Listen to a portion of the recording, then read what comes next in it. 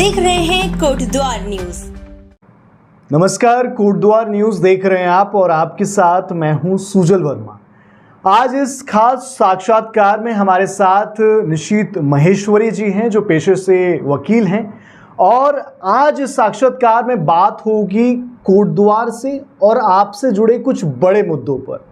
सबसे पहले बहुत बहुत स्वागत है सर आपका इस खास साक्षात्कार में। धन्यवाद सुजल जी। सर सबसे पहले बात करेंगे एक ऐसे मुद्दे की जो मार्च अप्रैल में बहुत ही बड़ा होता है और वो है हर विद्यार्थी से जुड़ा और हर माता पिता से जुड़ा।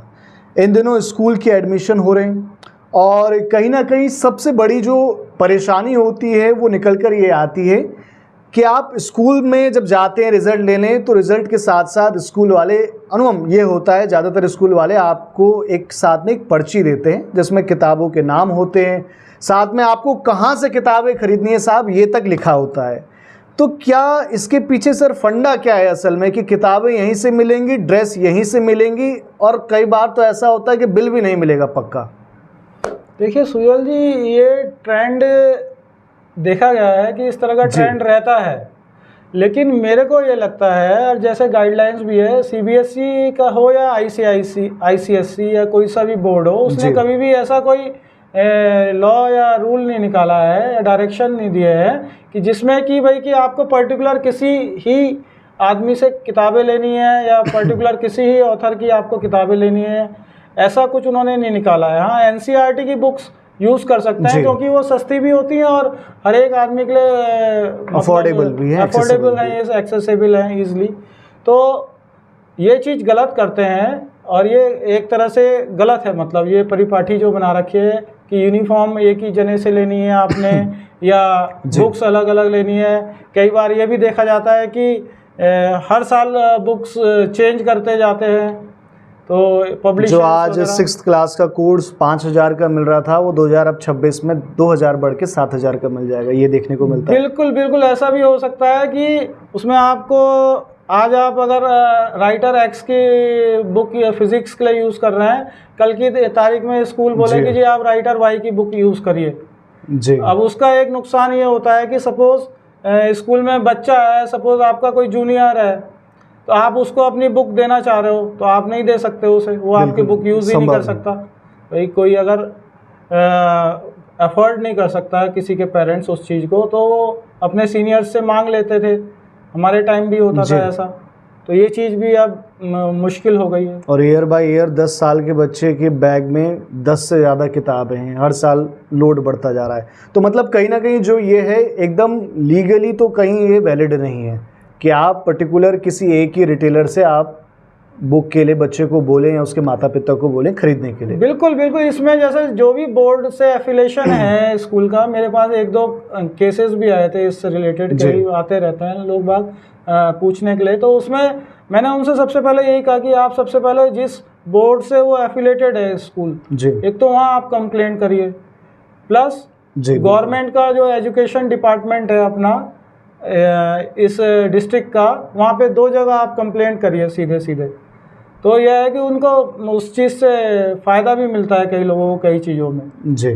तो उसके बाद अगर तब भी रास्ता नहीं निकलता, क्योंकि बच्चे के चक्कर में माँ बाप ये सोचते हैं कि भाई कि हम ज़्यादा लड़ेंगे तो कहीं हमारे बच्चे के भविष्य में अफेक्ट ना पड़े। और आजकल सबके बच्चे 1-2 ही बच्चे हैं, ये भी देखने में आ रहा है। तो आदमी ये एजुकेशन के मामले में और एक दूसरी मेडिकल फील्ड में, 2 फील्ड में कभी भी कॉम्प्रोमाइज़ नहीं करने की कोशिश करता जी। तो ये चीज़ है मतलब। तो मेरे हिसाब से ये आदमी को कोशिश करनी चाहिए कि यहाँ पे कंप्लेंट करे उसकी। लेकिन जब तक आम जनता जो इससे पीड़ित है वही आवाज़ नहीं उठाएगी तो कुछ हो नहीं पाएगा सर इस मुद्दे पर। बिल्कुल बिल्कुल, ऐसा है ना कि देखिए कि आवाज़ तो उठानी पड़ेगी चाहे कोई भी है। अब जब हमें आज़ादी मिली तो बिना आवाज़ उठाए तो किसी को नहीं मिली आज़ादी। आपको ने भी देखा है कि कितने साल तक लड़े हमारे लोग बाग। तो जब तक आप अपने लिए आवाज़ नहीं उठाओगे तो कोई दूसरा भी क्यों उठाएगा आपके लिए आवाज़। तो पेरेंट्स को आगे आना पड़ेगा और एक भाई अपना या तो प्लेटफॉर्म बनाए वो अपना एक, जिससे कि भाई कलेक्टिव होके वो उस चीज़ से गलत कार्य जो करे जा रहे हैं उनके अगेंस्ट वॉइस अपनी रेस कर सकें। तो जो संबंधित बोर्ड है और जो डिस्ट्रिक्ट का डिपार्टमेट है वहाँ पे आप जाके, एजुकेशन डिपार्टमेंट, वहाँ पर आप जाके इसकी एप्लीकेशन दे सकते हैं, कंप्लेंट कर सकते हैं, ऑनलाइन भी दे सकते हैं उनको आप कंप्लेंट जी। तो ये है। तो इस पे सर, और क्योंकि और स्कूलों में ये भी देखा जाता है कहीं ना कहीं कि स्कूल के अंदर ही है पूरा सिस्टम बना हुआ कि किताब भी वहीं से मिल रही है, ड्रेस भी यहाँ तक कि वहीं से मिल रही है। देखिए ये सब चीज़ें, अब मेन चीज़ ये है कि देखिए हम सब देखते हैं ये चीज़, और ऐसा नहीं कि जो अथॉरिटीज़ हैं उनको नहीं मालूम जी। ये चीज़, भाई वो भी तो शहर में घूम रहे हैं और हिंदुस्तान के हर एक शहर में ये चीज़ हो रही है जी। भाई। बड़े पले तो वो भी यहीं से ही हुए हैं ना, जो आज एसडीएम है, डीएम है, जिनकी जिम्मेदारी है, जो एजुकेशन डिपार्टमेंट के हेड हैं या जो मिनिस्टर्स बने हैं हमारे, उन सबको सब चीज़ पता है कि क्या हो रहा है देश में और क्या नहीं हो रहा है जी।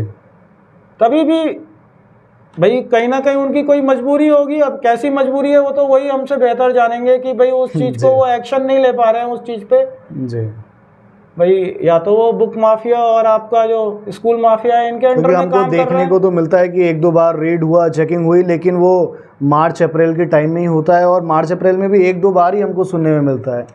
तो सर ये सारी चीज़ें देखने के मिली, आपने 2-3 तरीके भी बताए जिसके माध्यम से कोई भी पेरेंट्स कंप्लेंट कर सकता है। सर और क्या तरीके हैं इसको ओवर टैकल करने के? देखिए एक मैं हाल फिलहाल का बड़ा रिसेंट केस लॉ चल रहा है माननीय सुप्रीम कोर्ट में जी।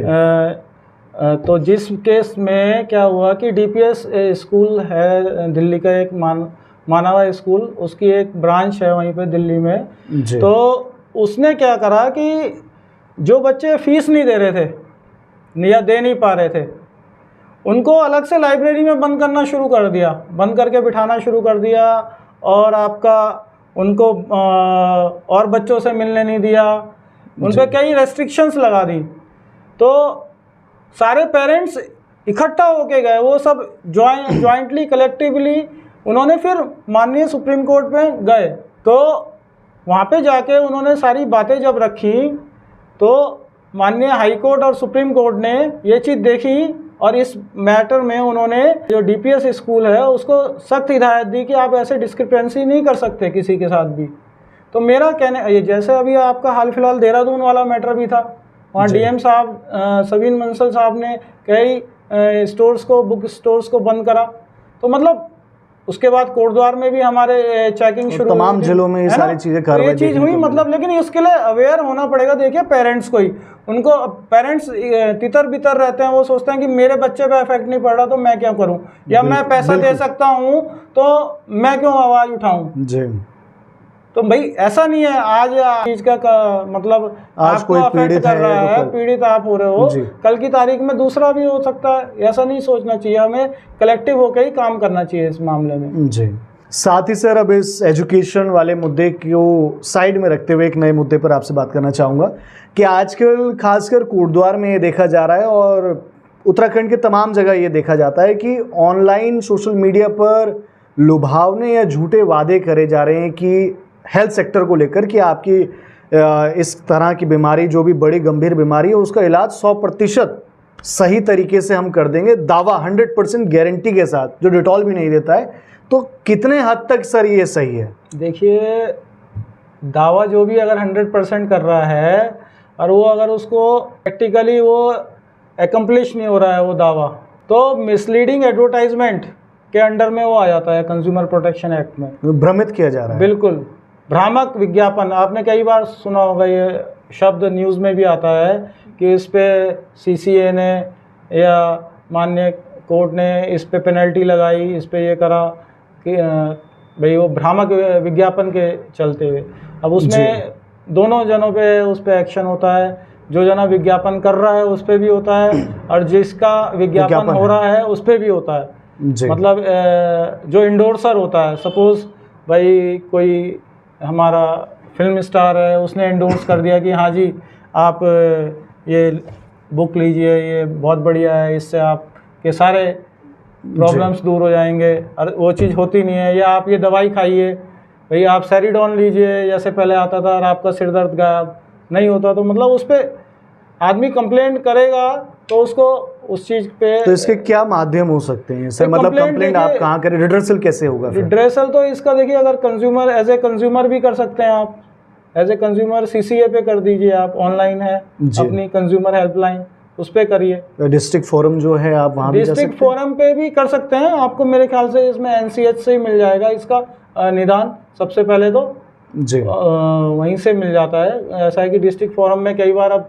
सीट्स वैकेंट रहती हैं तो वहाँ पे टाइम ज़्यादा लग जाता है। तो स्टार्टिंग हमेशा मेरा ये मानना है कि हमें लोअर लेवल से स्टार्टिंग करनी चाहिए। अगर वहाँ पे हमारे को रिड्रेसल नहीं मिल रहा है तो तब जाके धीरे धीरे अपर लेवल पे पहुँचना चाहिए।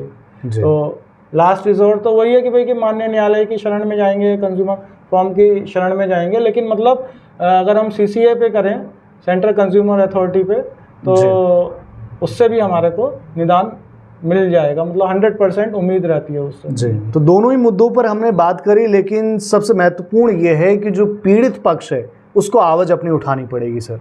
बिल्कुल, देखिए आवाज़ का तो है ही खेल। अब आप देख लीजिए कि जो जना आवाज़ नहीं उठाता उसका तो कुछ नहीं हो सकता इस संसार में।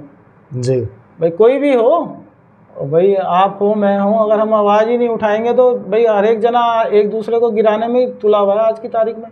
जी तो आपका कितना एक्सप्लॉइटेशन कर ले कह नहीं सकते आप। जी, लड़ना तो पड़ेगा ही।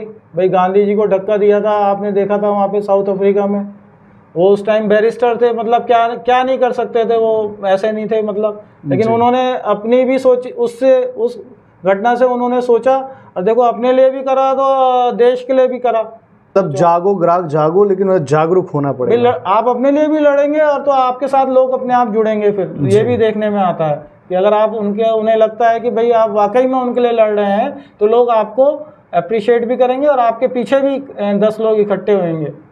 जी, तो इन दोनों ही मुद्दों पर आप तक जानकारी जो पहुंची होगी वो आपके लिए बेहद ही काम की होगी, ऐसे आशा करते हैं। बहुत बहुत धन्यवाद।